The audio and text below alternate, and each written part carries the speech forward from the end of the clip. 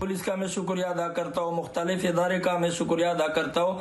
जहाँ उसने एक ऐसा शख्स का गिरफ्तार किया जो उसने दोबारा कराची शहर का कोशिश कर रहा था और इंतशार फैलाने का, नौजवान तबका उसने गलत इस्तेमाल कर रहा था।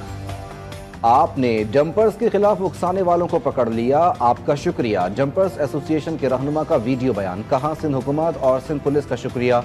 आफाक अहमद को गिरफ्तार करना अच्छी बात है। हमारे डंपर्स को नुकसान पहुंचाने के लिए कराची के नौजवानों को बरगलाया जा रहा था।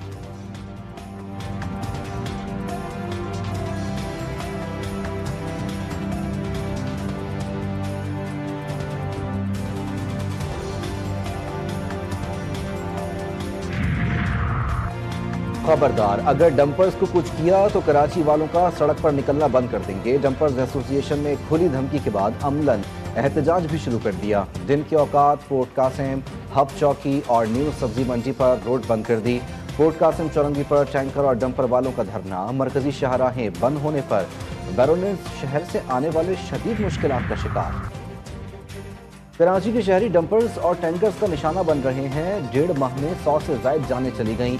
अमीर जमात इस्लामी हाफिज नेमो रहमान कहते हैं 16 बरस से लगातार हुकूमत करने वाली पीपी जाली मैंडेट के साथ बरसर इक़्तिदार है।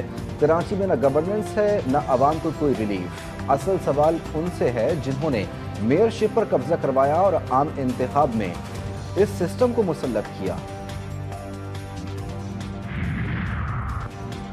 लीबिया कश्ती हादसे पर 63 पाकिस्तानी सवार थे। अब तक 16 पाकिस्तानी जाँ बहक, 37 जिंदा बच गए। 10 पाकिस्तानी अभी तक लापता हैं। तर्जुमान दफ्तर खारजा का कहना है कि पाकिस्तानी सफारतखाने ने 3 जिंदा बच जाने वालों को सहूलत फराहम की। ज़वाया अस्पताल ने 16 पाकिस्तानी लाशों की शनाख्त की। हुक्काम लीबिया में कश्ती हादसे की तहकीकात जारी रखे हुए हैं। अटक में जमीन के तनाज़े पर खूनी तसादुम, गोलियां लगने से बाप 2 बेटों समेत जान से हाथ धो बैठा। मुल्जिम ज़ुहैब खान ने साथियों के साथ फायरिंग करके हाजी मोहम्मद इलियास, बेटे बख्तियार और जुनैद को अबदी नींद सुला दिया और वारदात के बाद इलाके में खौफ व हिरास फैल गया।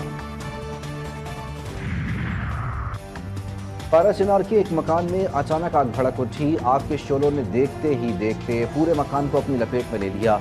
शोलों की जद में आकर 200 से ज़ायद मवेशी जलकर हलाक हो गए।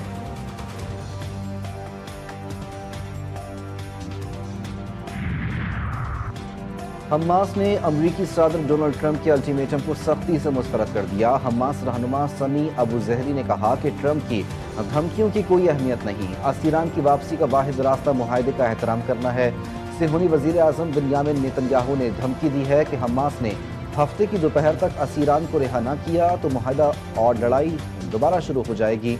फौज इस वक्त तक वापस नहीं आएगी जब तक हमास को शिकस्त नहीं हो जाती।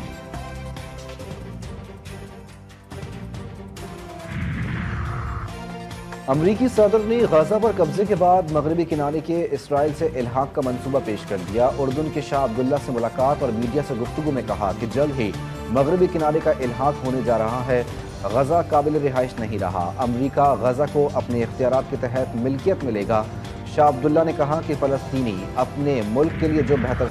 इस्लामाबाद हाईकोर्ट जज के रिमार्क्स पार्लियामेंट पर हमला है। वफाकी वज़ीर कानून जज को पैगाम पहुंचाएं कि पार्लियामेंट सुप्रीम है। स्पीकर कौमी असम्बली सरदार अयाज सादिक ने असम्बली इजलास के दौरान इस्लामाबाद हाईकोर्ट के जज के रिमार्क्स पर रूलिंग देते हुए कहा कि किसी को पार्लियामेंट के बारे में बयानबाजी का हक नहीं। जस्टिस मोहसिन अख्तर कियानी ने FPSC नताइज रोकने के खिलाफ दरख्वास्त की समाअत के दौरान रिमार्क्स दिए थे कि अदलिया, पार्लियामेंट और इंतजामिया समेत तमाम सुतून गिर चुके हैं।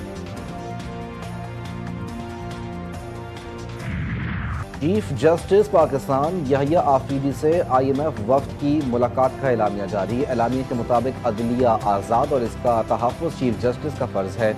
उन्होंने कहा वो अपने तबसरों और ख़यालात पर पूरी तरह मुहतात रहेंगे। जस्टिस यहया आफरीदी ने जुडिशल कमीशन के हवाले से इस्लाहात से आगाह किया। अदलिया और पार्लियामानी कमेटी के इंज़िमाम की खूबियों पर रोशनी डाली।